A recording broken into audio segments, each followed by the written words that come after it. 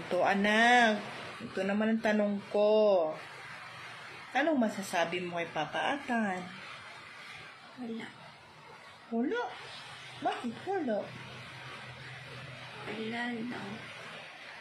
Hindi naman ako napapagalitan. Ay, hindi kanya pinapagalitan.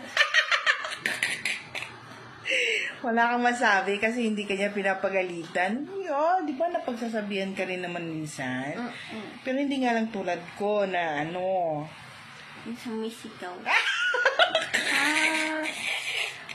Hindi daw tulad ko na sumisigaw. Ari. Malakas boses. Malakas boses ko. Si Papatan kasi hindi naman siya yung tipong ano. Kalma lang. Oo, kalma lang siya. Kalma lang si Papa Atan, di tulad kay Mami. Malakas boses ko.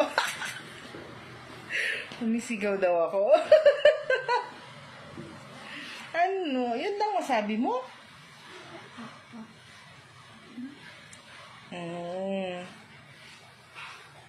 Yun lang daw masabi niya.